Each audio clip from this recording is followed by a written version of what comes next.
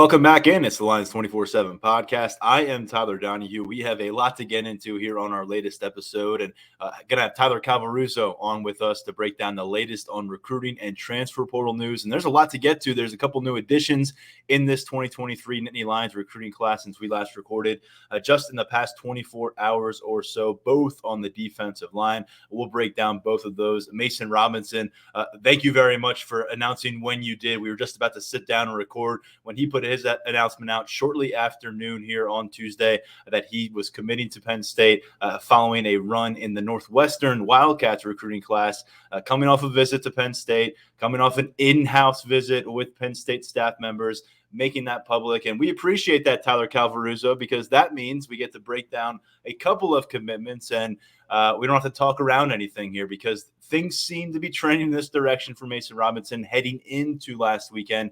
We discussed that last Thursday. He publicly backed off his Northwestern commitment, which he had been committed to them since May. That happened on Monday, and then Tuesday at lunchtime, joins the Nittany Lions class. We'll talk about the addition that happened on Monday, but now stands at 21 members of a quickly building 2023 Nittany Lions recruiting class. Yeah, and we knew Robinson was pretty much coming out of his official visit. You know, Penn State had a lot of positive buzz prior to that visit. It looked like they were going to be in the position to get him off that Northwestern commitment, and that obviously came to fruition. Now, I will say, when Robinson got that offer from Notre Dame, I think it was pretty interesting period because, you know, you wanted to see if he was going to make that visit. And given the fact that he was committed to Northwestern, you know, it's such a high academic school, and Notre Dame having similar priorities, you know, being in the Midwest like that, I'm sure there was some appeal, but he decided not to visit, decided that Penn State was the place for him coming out of the official. And, you know, you got to give the staff a lot of credit here, I feel. You know, when they lost TJ Parker, when Parker decided to go elsewhere, they were left with just a pair of defensive linemen in this class. And they've rebounded really nicely to flip Robinson and to land Joseph Mupoye, who we will get to soon. But Robinson, you got to love this addition, I feel. A lot to like with him coming off the edge. He got a lot better as his senior year went on. He's always been a good prospect. As a junior, he was a really good player. But I think as a senior, he really kind of separated himself as one of the better defensive linemen in the DMV. So Penn State's got to be happy with what they just added to its class. Yeah, you broke down Robinson with some analysis over at 247 Sports, and Brian Doan had the breaking story. I covered some of the recruiting pipeline conversation at McDonogh. I'll talk about that in a second because it's really impressive what they've done down there in Maryland with this particular program. But getting back to the player they add here, we've been wondering for a while, how will Penn State address the edge need in this 2023 cycle? We were keeping an eye on some flyers during camp back in June. It feels like a long time ago. Yeah. Some names have come and gone. This is a name that we've always kept on that back burner. What do you think he brings to the field in 2023 for Penn State? I think, you know, we talk about it so often, how is if you go out on the practice field and you make plays and you impress the staff, you're going to get the chance to factor into the defensive line rotation, no matter how young or inexperienced you are. And while I'm not sure Robinson is necessarily that guy, he might need a year or two. I could see him factoring in, and here's why. He's improved.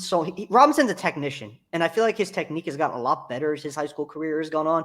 And as he works under John Scott Jr. and gets more of that professional level tutelage, he's just going to keep getting better and better, and he's just going to be much more of a sound player, I think, sooner rather than later. He's a good athlete, but he's not a player who relies on his athleticism to get to the passer. He places his hands really well to move around opposing offensive linemen. He has a very high football IQ, I would say. He just knows what he's doing coming off the line of scrimmage. He's not a guy who relies solely on his athleticism. I think all of that could play into Robinson seeing the field early in his career. Who knows? Maybe as a freshman, like I said, if he puts in the work and he shows out on the practice field, Penn State's going to have a reason to put him out there. Well, he doesn't have to look very far for examples that are close to home that show what you can do early on campus. Deny Dennis Sutton, PJ Mustipher, each from the McDonogh School. Burned red shirts as true freshmen. Devon Ely's did not, but he has become a key member of that defensive tackle rotation. Curtis Jacobs, a 2-year starter as a junior. Those 4 players I just named, Tyler Calvaruso, combined for about 1,400 defensive snaps this season. You're going to lose PJ Mustipher. Curtis Jacobs has a decision to make. Devon was announced on senior day, but he also could return. And then Deny Dennis Sutton's kind of a cornerstone of the future plans on defense. And now you're adding Mason Robinson. That's 5 prospects at the scholarship level, Power 5 level in 6 recruiting cycles that Penn State has picked up from this program. I think some people forget that Ely's was considered a top 10 defensive tackle recruit by 247 Sports Assessment. So was PJ Musfer. Denai Dennis Sutton, a 5-star recruit. Curtis Jacobs, a 5-star talent. So Mason Robinson maybe pales in comparison to that a little bit. And in the case of last cycle, you're battling Alabama and Georgia for Denai Dennis Sutton. But you're grabbing a player that you offered as a sophomore. You're never going to miss on a monster down there in McDonogh because of what you have in place. Their head coach has been there for a long time, previously as an assistant coach. You've got Kenny Sanders as your national recruiting coordinator here. What a big boost it was for them to bring him back after some time in Oregon. He is an alumni. He's an alum of that program at McDonogh. So there's always so much built-in trust and accountability. And I think every time you get one of these guys on campus, get them through a year or two, and hey, it's working out for them. Mason Robinson referenced this in his comments with Brian Doan. It's working for these guys, and they're finding success in their own unique ways. And now Mason Robinson wants to find his path at Penn State, and they continue to build that pipeline. And you just know whether it's 2024, 2025, or 2026, there's going to be more offerable talent coming out of McDonogh, and who knows, maybe another 5-star very soon. Yeah, I think we've already seen it. You bring up it working for McDonogh guys at Penn State, and that's probably the biggest factor in this. The fact that it continues to work for guys who play at McDonogh, come to Penn State, and go on to have successful careers. As a McDonogh coaching staff, forget about the ties that you have to the staff for a second, the personal ties. You see the success that your kids are having at this program, and you're going to want to put them in a position to succeed at the next level. And Penn State is a place where they have shown time and time again that they could do that. And like you said, man, there's going to be more from McDonogh in the coming years. Jeff Exner Jr., 2025 edge, they already like him a lot. He's been on campus for visits. So I think you're going to see that continue to play fruition for Penn State moving forward. It's a really good deal. It's a school you want to be in at, and Penn State is most definitely in. And it feels like we see it cycle after cycle at this point, with Robinson being the latest to get on board. Another thing I'll say, aside from them checking off a lot of the athleticism boxes and obviously getting to campus and being productive players, personalities across the board for all these guys are great. PJ Musfer, 2-time team captain. Devon Ailey's is one of our favorite guys to get a chance to talk to, I think, in that defensive line room. He's always entertaining when we get a chance. And in Curtis Jacobs, can't say a bad thing about Curtis Jacobs. He is always a pleasure to deal with. And then Dennis Sutton, I know we haven't had a chance to interact much with him as a media member, but since because the freshman policy that Penn State has in place, but we had him on this podcast a couple times, and I hope our listeners caught him this summer before he enrolled, because he put some high expectations out there, but he also was very level-headed and grounded when it came to NIL, when it came to being a freshman All-American. He was not really he's not a me guy, and I think that stands out with all these guys. Mason Robinson, will learn more about him. Hopefully we get him on the podcast too, but he seems to fit a lot of those profiles based on the comments I've heard from others who have gotten to know him over these last few years. And let's shift to the other addition this week, Tyler Calvaruso, and that is Joseph Mupoye. He is another player who was on campus finishing out his prep career. He had an extra prep year up in Connecticut. He's playing alongside another Nittany Lions commit. So there were some natural, I guess, connecting pieces to this recruitment, but he's come a long way from Congo, and now he's going to be in Happy Valley. Can you talk us through this process a bit? Because this is another one that addresses a defensive line that needed to find players late in the process. Came a long way. It's been a hell of a journey for him. He didn't even come to the United States looking to play football. He was a hooper, man. He wanted to play basketball. And then he gets to Archbishop Carroll down in D.C., and he meets Nicholas Harbor and all these guys, decides to give football a chance. First year there, double-digit sack guy, almost 50 tackles. And I think at that point he kind of realized, hey, look, I could get it done on the defensive line now. I'm gonna go play some football from now on.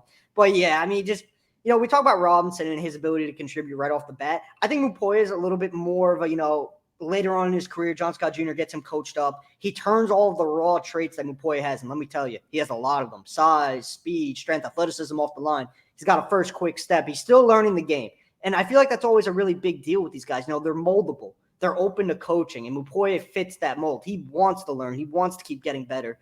And I think the staff really loved that about him. And now that he's coming to Penn State, another piece for John Scott Jr. to coach up and really, kind of turn into a potential star. I think he has that kind of upside if everything falls into place for him. Just you can't teach the kind of size that he has, and then you can't teach the athleticism that comes along with it. So another quality addition to close out the cycle.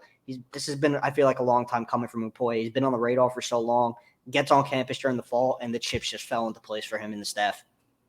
Tamarian Parker left this class a while ago. He ends up in Clemson's class, but it left a lot of questions about where things were going to go, and those questions lingered through those prospect camps and through much of the senior seasons, and those have come and gone.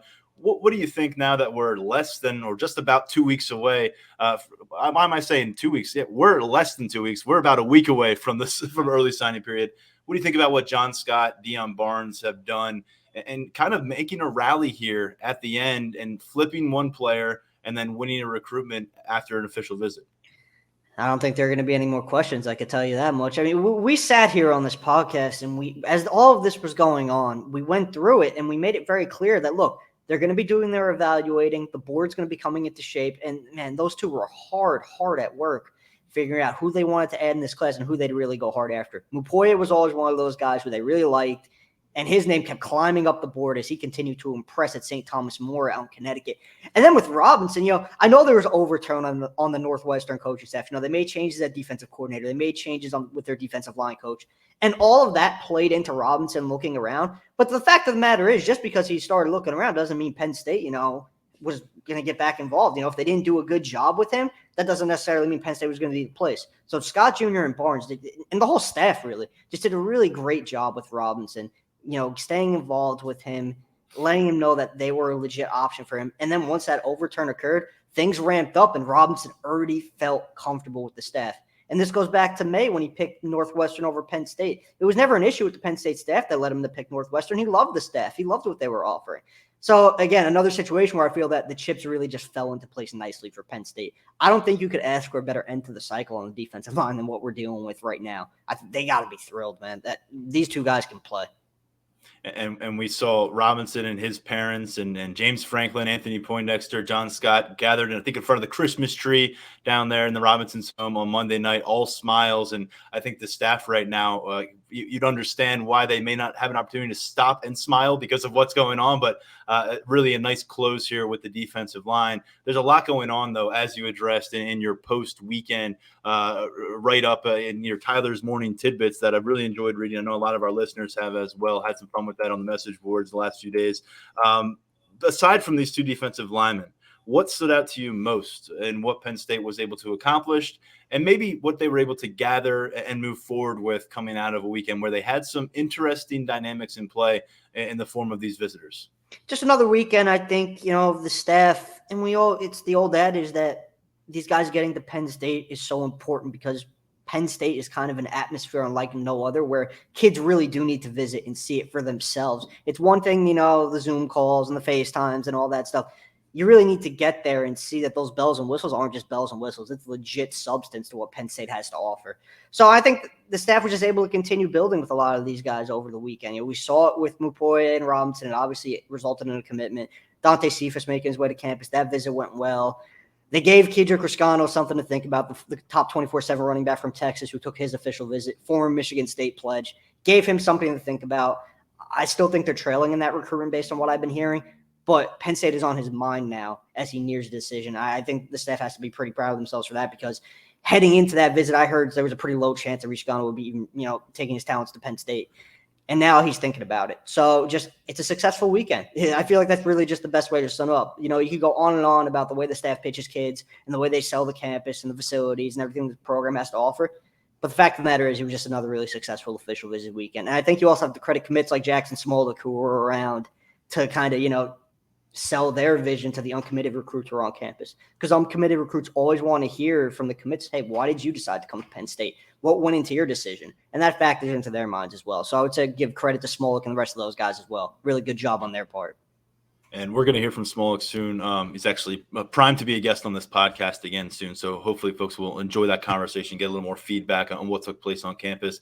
A name that you kind of glossed over there, and I'm gonna bring it back to the forefront, is Dante Cephas, because it's a guy who's very, very productive at Kent State the last couple of seasons. A pretty coveted commodity among this wide receiver group, although there are a lot of good ones. And we talked about the natural correlation with Penn State. Been to campus in the past as a high school kid. He's from the state of Pennsylvania. What did this visit do with him, and where are they here on a Tuesday afternoon, knowing full well that this is a minute-by-minute process? I'd say he left Penn State in a pretty good spot. I think they were in a good spot coming in, and they left in a better spot. The continued pitch of him being able to come to Penn State, come back home, and be a top target for Drew Aller. And, they chopped it up. They broke down film. And I just think a lot of good ground was covered. There's still a lot of things going on behind the scenes. Cephas's recruitment is playing out in the manner that it's playing out. So we'll have to see where things go. But I think Penn State is in a pretty good spot there right now with a pretty prolific player. And he just happened to arrive in Happy Valley fresh off the announcement that Parker Washington is heading off to the NFL. That certainly opens up a void in your receiver room, particularly when you factor in Mitchell Tinsley has one game of eligibility left in his college career. That's a lot of production leaving Penn State at that position. You mentioned that Riscano, the former Michigan State running back commit on campus, not necessarily a rosy outlook there moving forward. Christopher Johnson has been a guy on the radar out of South Florida for some time. Reported last week he wasn't going to be making that visit to Happy Valley. He ends up committing close to home. He's going to play for the Miami Hurricanes. Where does that leave the pursuit of a second running back right now, Tyler? I think Cameron Wallace is the name to know there right now, a 3-star from Georgia who was on campus for his official visit in November, and things are going really well there. They've continued to go well. He's going to be at Georgia Tech for an official this weekend, so we're going to see how that one plays out. But Penn State, pretty good spot there right now. I still think they're sitting at the top of his list. All right, and then the other big news on a campus visit that didn't happen here in central Pennsylvania, all the way down in Tallahassee, Florida, was Conrad Hussey showing up to check out the Florida State Seminoles facility, spend 48 hours on campus with some family. This was one that was reported by our Florida State site on the day of, on that Friday. What kind of intel were you able to gather from a Penn State perspective? And the fact that he has not flipped here, and we're on a Tuesday coming out of a visit this late in the cycle, still seems notable. The further he gets away from that time in Tallahassee, I'd imagine the better you feel as Nittany Lions staff, though you have to wonder if any other late visits are in the works as we approach early signing day. Yeah, I think the further you get away from that visit, I agree with that sentiment. The further you get away, the better shape Penn State is probably in. And I think there's still a lot of confidence around keeping Hussey in the class. I think heading into this final weekend before the early signing period, I think you got to remember Miami's been involved in this recruitment. So we'll see if he makes his way out there. I think Florida State did some good things with Hussey. I don't think we could sell short what they accomplished with him over the weekend. I do think they made some progress with him and gave him something to think about.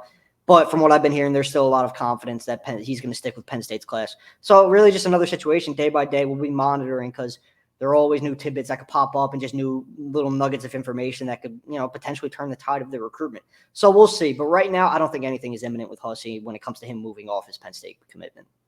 Someone else who was on a different campus that we got to address here, Kavion Keys. He backed off that North Carolina commitment after some time in the Tar Heels class, a guy that we've seen crystal ball movement going towards the Nittany Lions, but he was down there with James Franklin's old friend Brent Pry at Virginia Tech this past weekend.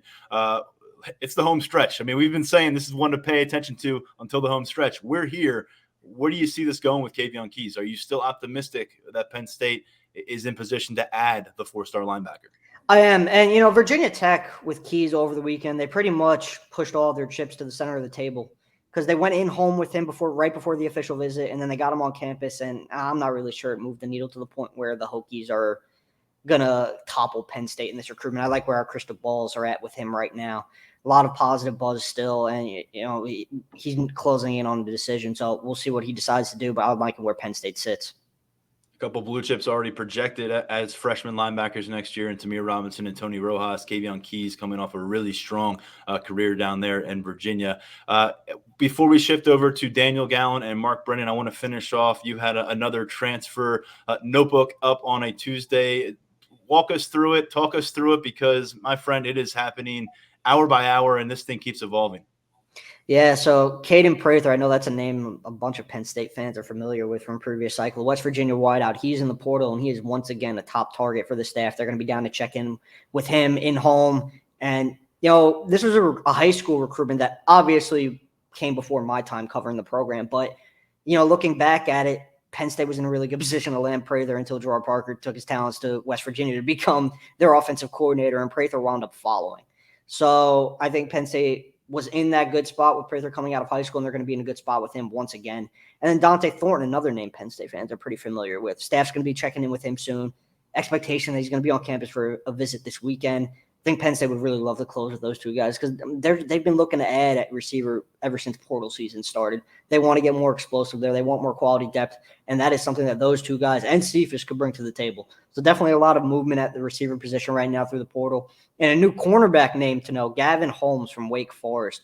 Really solid cover guy. I'll admit I didn't really know a lot about Holmes until he picked up his offer from Penn State. And I went and watched his tape.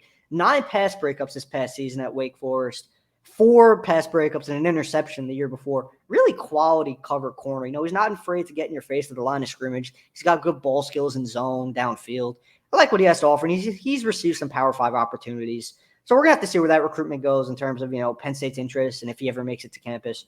Kyrie Jackson, I think he's a pretty clear top target at corner right now. Fentrell Cypress from Virginia is kind of looking elsewhere. So Jackson from the former Alabama player, we got a little bit of starting time in Nick Saban's secondary this past season.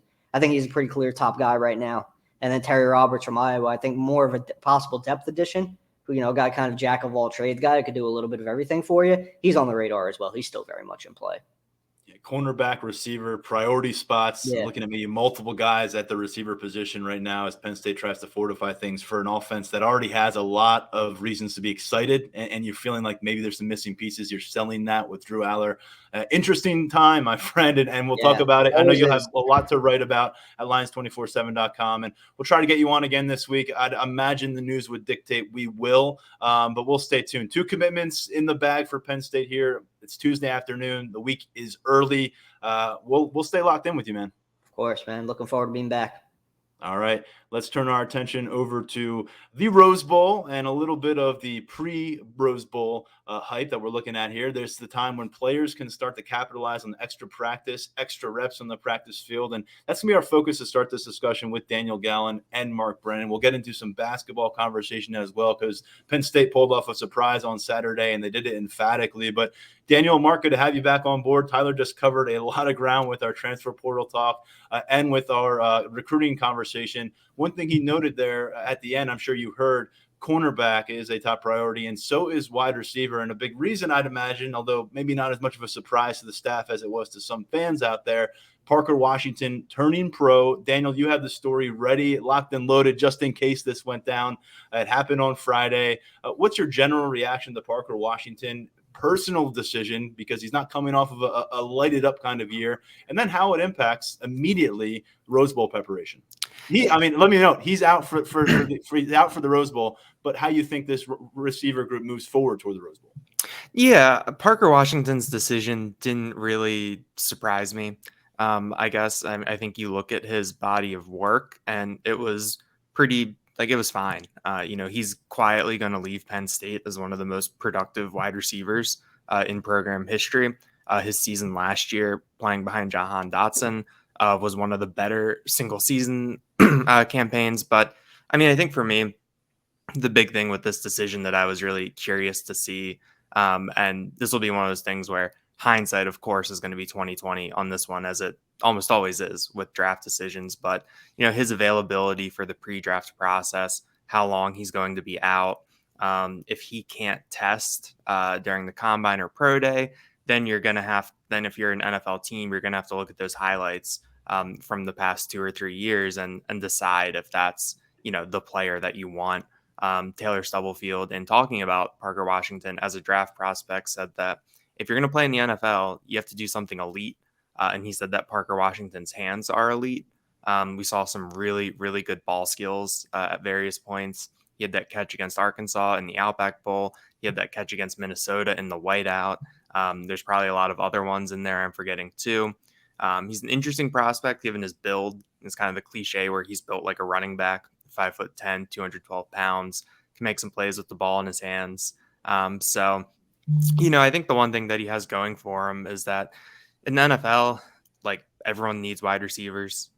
The base offense for a lot of teams now is just 11 personnel. So if you're a slot and you're quality, there's probably going to be a home for you. And it only takes one team to fall in love with you, to go from a 4th or 5th round pick to a 2nd or 3rd round pick. So it'll be an interesting pre-draft process. If he came back and played with Drew Aller, probably could have made himself some more money. But he did watch Jahan Dotson do that. He had a front row seat for Dotson's decision to come back and really boost his stock. And also, I mean, he is a family member in the NFL too. I believe his sister is still working with the Chicago Bears, if I'm correct. So, I think there's a lot of stuff in play there for Parker Washington. But, one of those decisions that didn't really surprise me. It can go either way. I don't particularly have strong feelings on it either way, but it does make things really interesting for this wide receiver core moving forward, because you're going to have to replace 2 starters now with Parker Washington and Mitchell Tinsley moving on. And the way they were playing offense at the end of the season was only 2 starters wide receiver. They were rolling with 2 tight end sets week in, week out with Theo Johnson and Brenton Strange. We saw Tyler Warren as he got healthy again toward the end of the season. And as Parker Washington wasn't available, he was going 25 plus snaps in those last couple of matchups. And Mark, Mitchell Tinsley is heading out of town as well. This is essentially, doing the math yesterday, and I checked it a few times, so I'm going to trust it. 62% of your entire wide receiver production is moving on to professional football, and you're left with a group that we'd imagine is going to be very soon, perhaps supplemented by transfer portal additions. Maybe you get another number 1 target out of the transfer portal. Maybe you get a number 1 and a number 2 target. But the man that this kind of puts a lot of spotlight on for me as we get into the bowl preparation is Keandre Lambert-Smith. He bookended this regular season with a couple pretty impressive performances at Purdue in the opener and then against Michigan State in the regular season finale. But overall, 21 catches, 265 yards, 3 touchdowns. And he told us himself in November it was not what he envisioned for himself as a junior who's now played in over 30 Penn State games. Yeah, I mean, the thing is, he flashed, right? I mean, we saw moments where he would just looked, absolutely terrific. And maybe in some weird way, not having Parker Washington frees him up a little bit to do a little bit more. I mean, I think we saw some of that against Michigan State. But, as much as I'm looking at him, because I think we know what we get in Keandre Lambert-Smith. Inconsistency, right? I mean, so showing consistency would be a nice start, and that's a key. But I think these bowl practices are going to be huge. I mean, you go down this list of younger wideouts. Malik Mega, it looks like he's banged up. We saw him at a basketball game with his hand heavily wrapped, so I'm guessing he's going to be out. But then you have Liam Clifford, Trey Wallace, Amari Evans, 3 guys we saw some of, more obviously of Harrison Wallace. But I think it's big for all those guys. And what about a guy like Christian Driver? I mean, they move him over from defense. I would assume he's going to get a really long look at offense in these bowl practices. Tyler Johnson, Caden Saunders, I mean, all these guys, Anthony Ivy, all of these guys, these extra bowl practices, I think are going to be gigantic. Not necessarily for them to make an impact in the bowl, but for them to kind of set a tone at the end of this season heading into spring ball, because there's going to be a lot of playing time available.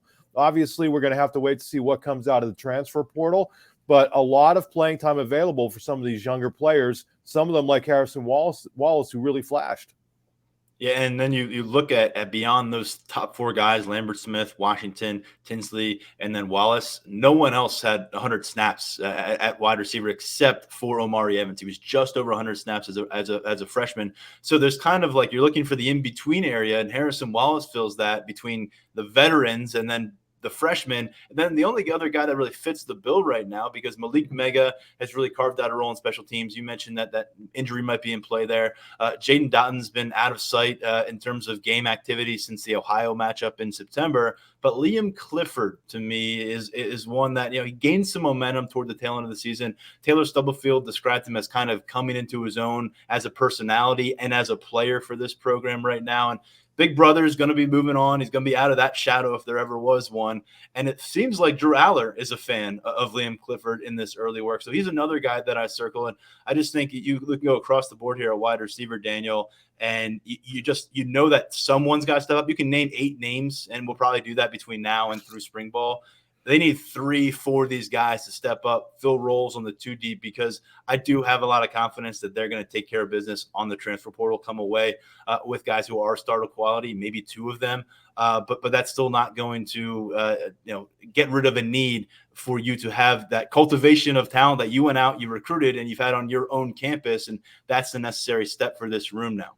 Yeah, I mean, even if you grab 2 starter quality players out of the transfer portal, you still have to have that depth. You still have to be developing behind them, because like we saw this year with Parker Washington going down, injuries can happen, and you're going to need someone, who's there to be able to step up. But I think as we go into the bowl practice, and I think Liam Clifford is one of the more interesting players to watch. Like you said, after Parker Washington went down, Penn State really leaned on those 2 tight end sets in terms of starting Theo Johnson and Brenton Strange, as opposed to starting 3 wide receivers. So I think that Liam Clifford is someone who, with a month of practice, can potentially move into that slot spot, because that's where we saw him working in practice. And that's where we saw him play late in games where he did show that chemistry with Drew Aller. And I think that's something to be expected. If Drew Aller is running with the 2s in practice a lot, that's where Liam Clifford and Omari Evans are. And I think early in the season, Aller showed a lot of chemistry with Omari Evans, hit him for that long touchdown against Ohio. And then later in the season, in those garbage time reps, he looked to Liam Clifford over the middle, a couple times. So I think that'll be a player to watch as we go forward.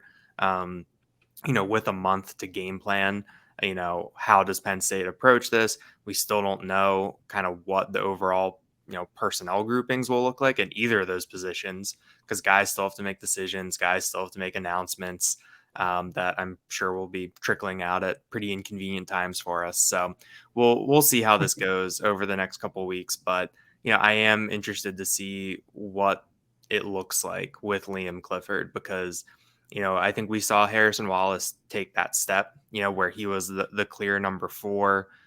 They never really got that clear number 5 or 6, like I think that we expected them to.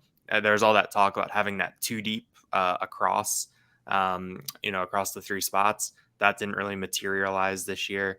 But I think that Liam Clifford is someone that, if he comes through bowl practice, comes through the Rose Bowl, and looks playable, looks competent, I think that is what you need out of this position group, whether or not you're adding 1 or 2 or however many starters from the portal. You guys just want another Clifford to drive page views for another few seasons, right? Isn't that what you're getting at? There must always be a Clifford in State College, yes. And by the way, Utah is going to be without an All-American cornerback for this matchup in Clark Phillips III, who opted out of the Rose Bowl and declared for the 2023 NFL Draft. So just like Joey Porter, not part of the equation, Utah without a shutdown cornerback here. So we'll see what that might open up for the passing game. And Caden Saunders, I know it was mentioned, kind of listing off those young guys, but specifically him, because of we viewed him as a top 100 prospect. That's a lot of prowess coming out of the 247 Sports rankings, and he's a guy that Taylor Stubblefield was pretty candid about, just developing mentally and physically during his first year on campus to get where he needed to be to make a contribution in the game. We haven't seen that come to fruition. Played twice early in the fall. I'm curious if he can get some run, and it's going to take a quality stretch of bowl practices here. So if we do see him pop up there in some game action, I think that says a lot about where he's positively trending coming out of this season. But let's face it, the guy who's going to be distributing the ball to a bunch of these young receivers next year is the player to watch these next few weeks, because Sean Clifford has gotten the veteran treatment in preseason camp and at different periods of the season where he spent some time watching the ones work. Feels like there should be a lot of that happening. I know you want to go out, you want to look sharp against Utah. I think you do everything within your power within these next few weeks, preparing for a big matchup against a very high quality opponent to simulate what it's going to be like for Drew come next year when it's his show to run. You're going to have Sean Clifford there looking over his shoulder. You won't have that next year to help him and guide him. But I think this is a huge proving ground, not necessarily for whether or not he gets any action in the game, but just to get on the same page with Mike Yurcich, because there are so many things these two guys have discovered about themselves through their first, 11 months together. But one thing they haven't done is be, the offensive coordinator and the QB1 preparing for a matchup. They're not going to quite have that on their plate this time around, but I think because of the circumstances, you can simulate that pretty well. Yeah, I thought one of the cool things was the way the level of communication between Yurcich and Clifford seemed to develop as this season went along. I thought it was a little disjointed last year, and I'm not saying that being critical of either side. I mean, it's just, you have Clifford who's worked with 75 different offensive coordinators, and it's not always a smooth transition. I thought as this season went along, you really started to see that. And why is that important? Because Drew Aller was right there watching all of that unfold. And I'll go back to what I've said from the midway point of this season, when there was a lot of debate over who should be starting. Sean Clifford, obviously through that gauntlet in October struggled, and a lot of debate back and forth. But I thought the chemistry also between Clifford and Aller just looked tremendous. I mean, when Aller had a chance to play, Clifford was the first guy to congratulate him coming off the field and vice versa. So I think those dynamics going into bowl season, I think that's a real positive. And I'll say this too. I mean, how important is this bowl season going to be for Beau Pribula? Yeah. I mean, all of a sudden now you have a guy who didn't play is now your number 2 with Christian Veilleux going into the portal. So I think it's as important as it is for Aller. We kind of know what we're going to get from him. You know, we didn't see everything, and there was still some rough edges, but, you know, obviously the upside was so high that I'm reaching out of my screen. But with Pribula, we just don't really have a great feel. We saw him in practice. He looked decent in practice when we saw him, but the fact of the matter is we didn't see a lot of 11-on-11 scrimmages or even 7-on-7 work in practice. So I think this is going to be really big for him to kind of set that foundation again. I mean, I keep saying it, but it's true. Using these bowl practices as a springboard to launch into spring practice is really important for these young players. So as big as it is for Aller, I think it's as big for his classmate.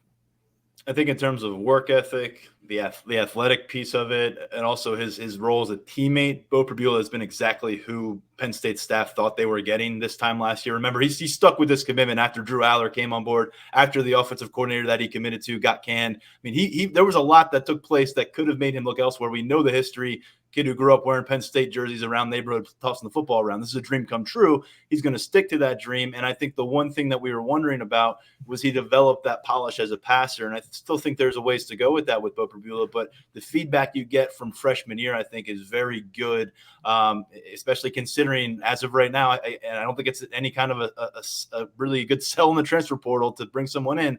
He's looking like the next man up at quarterback next year. And Jackson Smolek's got to come in and fill that role of QB3 potentially right off the bat, which is not an easy thing to do for a true freshman. And by the way, you've got to find a quarterback on your practice field to throw some balls at your defense and do his best to emulate Cameron Rising, who is coming into this matchup very hot. So Beau Pribula is going to have a couple different hats to wear. He's going to see an uptick in that varsity practice usage, I would imagine. But also he's going to have to probably be that Cameron Rising. There's no walk-on quarterbacks on this roster. And now Christian Veilleux is exploring other options. So something to monitor there. And just before we get to the defensive side, some guys to watch here, offensive line. I mean, there's so many places you can go here. And Olu Fashanu is the storyline we're watching. I think at this point, you would be pleasantly surprised if you got to see him play football here again this Penn State football season. You're happy that he's back for you in 2023. The two guys I go to here because you can play them without concern about redshirt, Daniel, is JB Nelson. And I'm particularly curious, might we see him at least warm up in the game with some tackle reps when we're out there in Southern California and we're watching some practice? Might he be working at tackle a little bit? Because I'm curious what that could indicate about his plans going into next spring. And then the other one is someone I brought up quite a bit here, Vega Ione, someone who worked in at right guard in the season finale. I think he would have played quite a bit more football this year if the NCAA made it a 6-game red shirt rule instead of a 4-game. They were ready to use this guy. I think he was ready to play.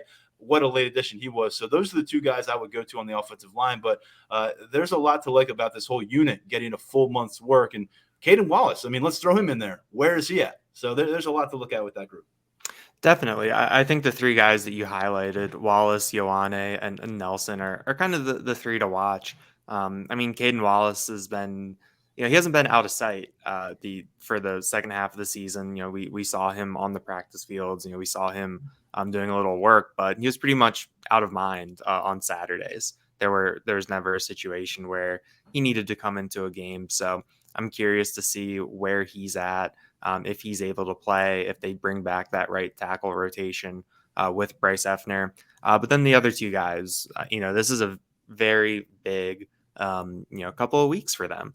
I mean, you talk about Olu, and I think the one way to look at, these bowl practices just for the big picture when it comes to these younger players is who is going to be this year's Olu in terms of someone who has the potential that the staff likes, and then is able to do enough over these bowl practices and in the bowl game to really put themselves into a position.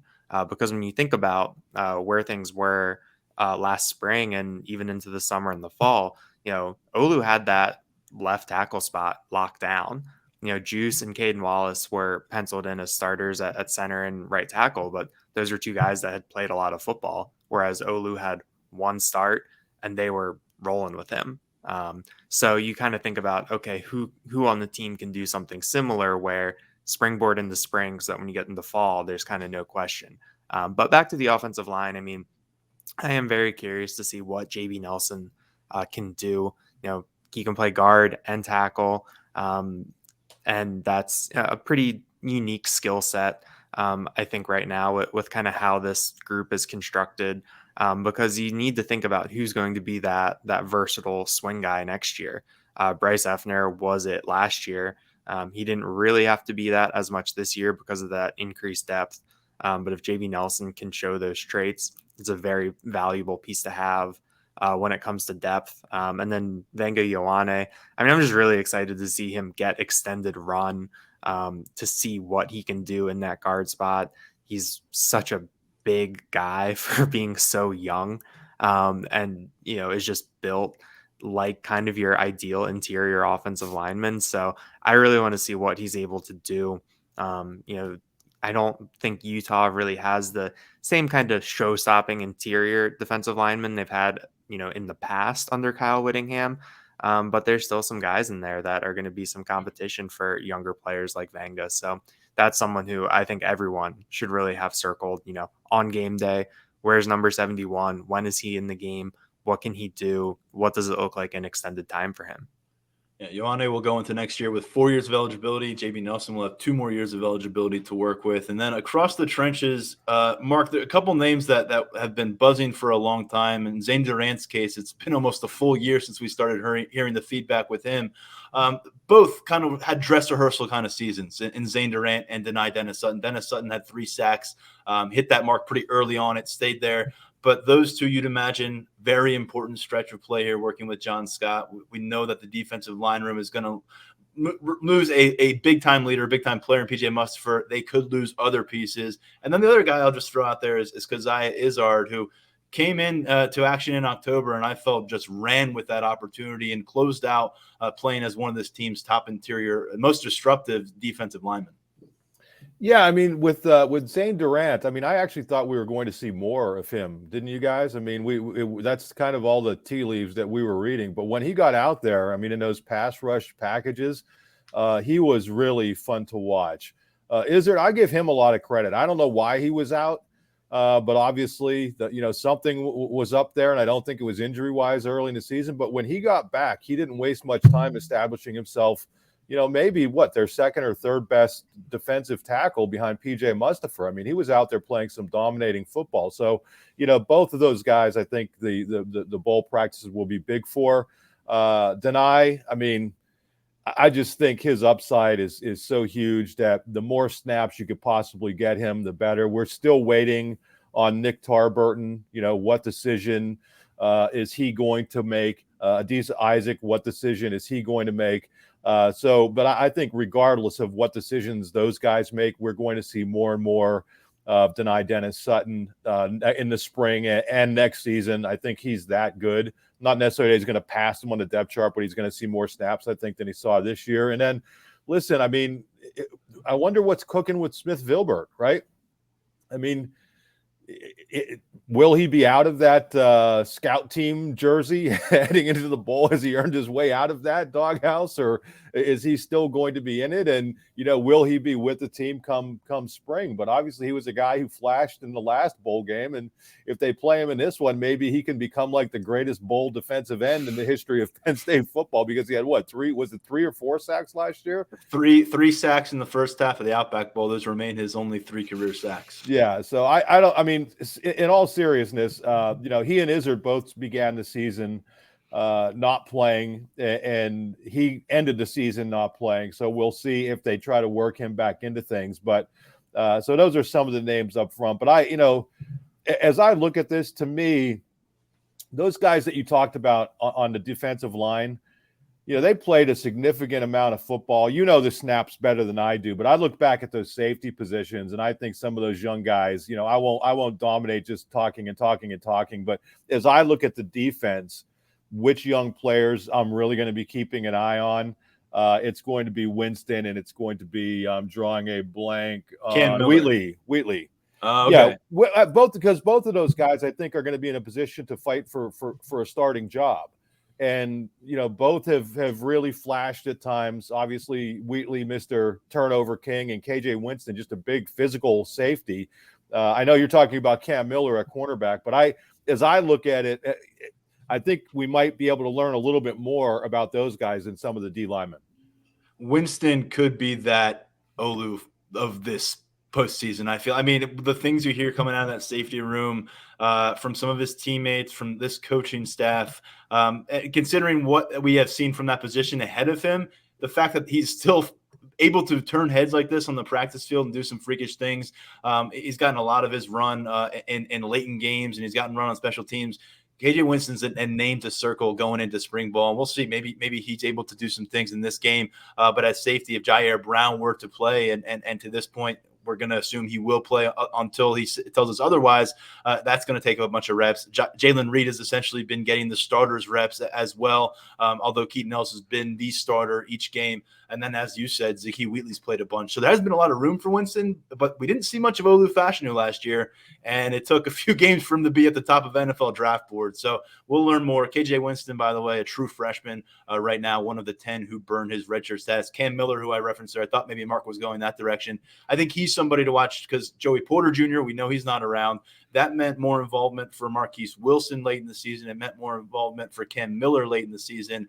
Daquan Hardy also a presence there. I think Miller, though, you're losing Christian Driver from the cornerback room quickly as a freshman transitioning out. Jeffrey Davis was a redshirt freshman. He has hit the transfer portal. So the development of Cam Miller, which is moving in a good direction right now, burning redshirt in that room, but that's something that I think is going to be very important for the future of that room, even if they bring in an experienced transfer player. And guys, going into the heart of this defense, we've covered the trenches and the secondary.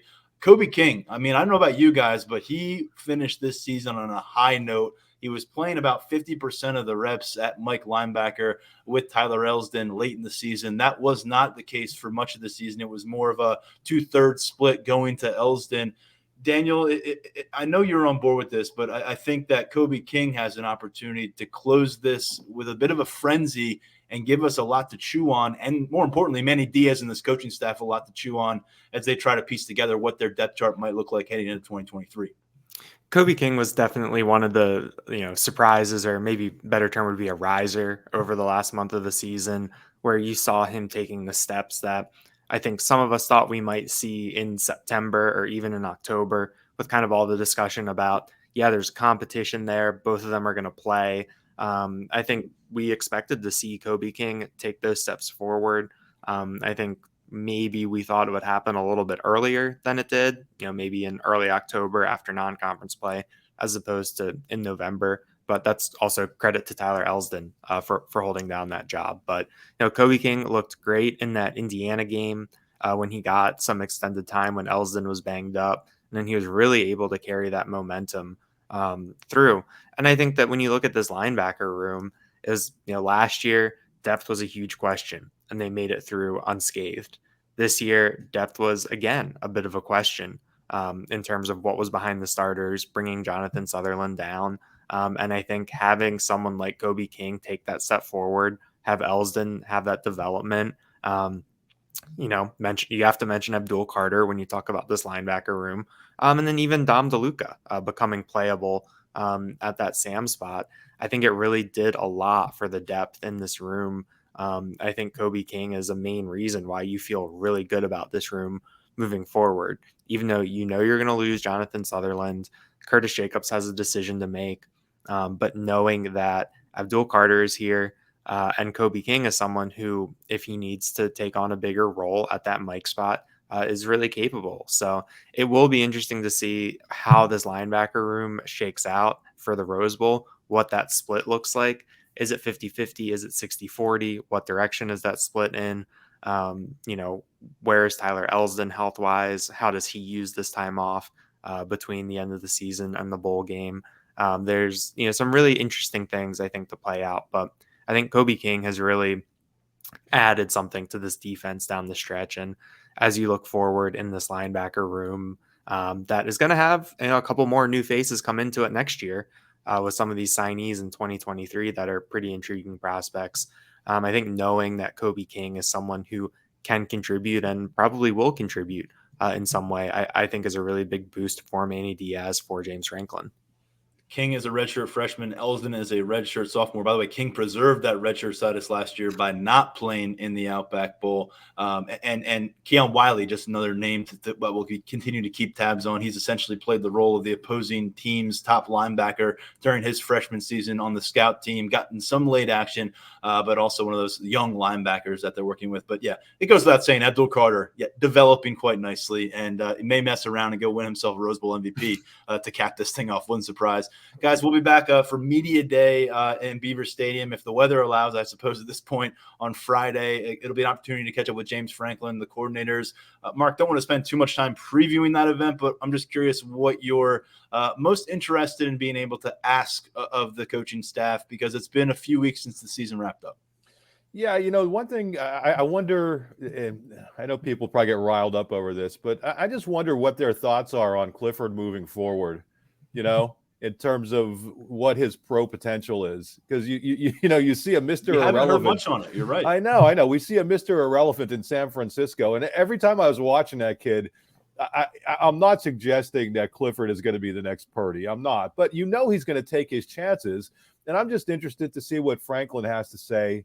And Yurcich has to say about what they think he could possibly do. I don't know. I just don't know. I think it's going to be tough for him because I don't think he has the great arm. I don't think he can offset that with great mobility. But he's played a ton of football. He's been around forever. So let's see. And if not, I think as James Franklin was saying, he's probably going to have a lot of other things kind of opening up for him. But also, are we going to get any clarity on some of the guys who have been banged up? We were just talking about the linebackers, Tyrese Mills, is he still not going to be available? Malik Mega, who we saw with his hand at a basketball game. I mean, we couldn't help but see it. It's not like we're reporting stuff, even though he was trying to hide it in one of the pictures on, but those kind of things. And obviously, who has made what decisions? Have guys made decisions? We're still kind of here in waiting mode. But at this point, I think no news is good news.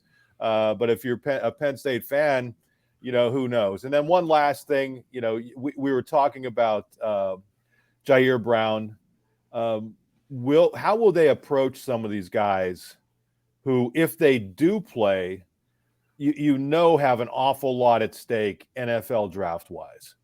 Because we saw it with Saquon Barkley in his final year. They go out to the Fiesta Bowl, and they really evenly split carries, and we even saw more of Miles Sanders. So is that something that they take into account in this game if they play with a Jair Brown, with a PJ Mustipher? Guys who don't necessarily project as first-round picks, and, they have a lot to go out and prove during the whole run-up to the draft. So this game is, I'm sure, important for them, but there are a lot of very important things for them afterwards. So some different things kind of spitballing what's kind of going through my mind. One thing that I want to add about the timelines for decisions is that I think last year Brandon Smith was the first NFL declaration, and that wasn't until December 17th, and it's December 13th today. So we still have, I think, a long way to go in terms of what this roster is going to look like by the time we get to the Rose Bowl. And to piggyback off what Mark said in terms of, getting questions about clarity and things like that, I think the one thing that I want to know is, did they learn anything from last year in the run up to the bowl game? Did that experience with the opt-outs and getting kind of put into that position at a couple spots like linebacker, where there was some talk about burning red shirts and things like that. Has that changed how they approach things behind the scenes? What did they learn from that? I think that's something that is pretty interesting to me when you talk about how the landscape has changed a little bit and how things look a little bit different. But Mitchell Tinsley committed on Christmas Eve. Joey Porter Jr. said he was coming back on Christmas Day. I think Jahan Dotson announced when I was in the airport at Dulles getting ready to fly down to Florida that week. So we've got a long way to go for some clarity on these things. Arnold Ebiketie announced on our way from bowl practice to the hotel in Tampa. We were coming back from Penn State practice. So yeah, we've got a lot to monitor all the way when we're out in Pasadena. We'll make that clear. But right now, you've got two teams that are both missing All-American cornerbacks. You've got two teams that are both missing the regular season leading receiver. That's wide receiver Parker Washington here for Penn State, and then tight end Dalton Kincaid at tight end for Utah. The one thing I just really want to get an opportunity to check in on is Manny Diaz. His name has surfaced for some of these coaching jobs. You'd understand, particularly when they're down in Florida and coming off the year he had. I've said it a lot. Feels like a lot. Makes a lot of sense considering what he's got on this roster and where he's at to continue building. And then this time next year, who knows where he could land? And my question, you want to get Manny Diaz because we heard James Franklin talk about next year and what it'll mean to have that offseason of preparation. Would like to hear Manny Diaz talk about next year and kind of build on, season one. There's always been, I think, since the moment they brought in Manny Diaz, is this kind of a 1-year rental situation for a coach who's in between being a head coach at two different locations. And right now, my hope is that we'll get Diaz along with the other coordinators on Friday, and we're still waiting for those details. But whenever we get them and whenever we get a chance to cover everything at Beaver Stadium in the media room, follow us on Lions247.com for the latest. I wanted to finish here with some basketball conversation. I know we only have a few minutes left here, but Mark, they took it to Illinois, number 17 ranked team in the country last Saturday. Double-digit victory for the Penn State Nittany Lions, and it comes off of a deflating loss in the Big Ten opener at home against Michigan State. Make sense of this. It's the easiest thing in the world to figure out. And I talked to our friends from Illini Inquirer who do a great job in the 24/7 network. It was either the day before or the day of that game. Well, it might have to be the day before. But when this team makes three-pointers, it can compete with and beat anybody. It's as simple as that. Penn State was 12 of 24 from three in that game. It didn't play a perfect game. Cam Winter didn't score. But then you have Miles Dredd going 5 of 9 and Andrew Funk going, 6 of 9 from three. And that is the absolute great equalizer. When they're able to do that, it puts other teams in a real bind. And not only were they making shots, they were making them at just absolute clutch moments. Illinois scraps back from being down double digits, and Funk beats the shot clock with a crazy 3-pointer. Then he hits another one, and Dredd hits one. It was just unbelievable. Was it a 14-0 spurt that they had in like a minute? The stat I had was that they scored 5 baskets in that 2.5 minutes. I'm sorry, but they scored 5 baskets in that run, and they scored 4 baskets the whole rest of the second half. So again, this was not a perfectly played game, but when you can hit at that clip, you're going to be in it against just about everybody. And if you go back to the Michigan State game, that was their worst 3-point shooting game of the season. The first time they were under 30%. They can lose to anybody too. So it is going to be a wild ride. There are going to be some tough losses, and there are going to be some thrilling wins like we saw against Illinois. But it's not difficult to figure out when they're bombing into threes, they have a chance against anybody. Daniel, they're 7-3. They just won by 15 on the road at Illinois. And you wrote about this coming out of the victory. Last year, this was very much a roster and a program in transition. I think it's fair to say you're meshing with the new coaching staff, some holdover players. Seems like they've got some identifiable senior warriors, as Shrewsbury called them. Yeah, it all starts with Jalen Pickett. He should have had a triple-double against Michigan State. The way that he was playing, the way that he was finding his teammates for open shots kind of plays into what Mark said about when the shots aren't falling, it can be pretty tough for this team to win. But Pickett was just masterful, especially in that Illinois game. For someone who's listed at 6'4", he's maybe one of the better post players I've seen in college basketball in a long time. He just really plays in control, knows what the play is. Every once in a while there's a wild shot there, but I think that he is someone who just kind of always seems to know where to go, know what he's doing, making the smart play. And I think he's really in sync with the coaching staff, with what Shrewsbury wants, with what the game plan is. And that really comes through. So, I think that having Funk, I mean, you look at that starting lineup that they ran out there at Illinois, it was 4 fifth-year seniors and then a fourth-year senior. So they're leaning on guys that have been through a lot, that have seen a lot of things. And I think that that's something that could really pay off for them when you get really deep into league play in January, February, and maybe even into March. Well, I mentioned last time we talked about the basketball program, the stop and start nature. They don't play again until Sunday against Canisius, and then Quinnipiac is next up, and Delaware State. So some time until the next Big Ten matchup. But 10-game sample size. We'll leave it here, Mark Brennan. What are your overall lessons learned from this team, and do you think they legitimately have the ability to maybe play into March? Yeah, I do. I think they legitimately have that ability. I'm going to steal something Daniel said while we were texting after the Illinois game, but this next stretch of games, I think it is imperative for them to get a ton of minutes for Kebajai and Meach Lilly. You know, both of those guys, because it's great. They started a really small lineup against Illinois, and Illinois was unable to exploit it. They just don't have great perimeter inside scores, and for some reason, the one guy who can do damage, danger, just seemed to be off in that game. Excuse me. But sooner or later, they're going to need big guys who can defend and who can score. I'm getting choked up over this whole thought because I love the play of big guys. But getting those guys minutes against these opponents that you should do very well against, I think is imperative, because, yeah, it's great if you start the small lineup and the three-point shots are falling, tremendous. But these are 2 6'10" freshmen. You guys know how high I am on Kebajai, and Meach Lilly just did not play a lot in the preseason, and you could see he just needs to get out there and get minutes. So getting these guys as many minutes as possible heading back into the Big Ten, which is going to be very difficult in early January with some tough games, including, number 1 Purdue. And I hope Purdue's still number 1 for that Palestra game, because that's going to be an absolute blast.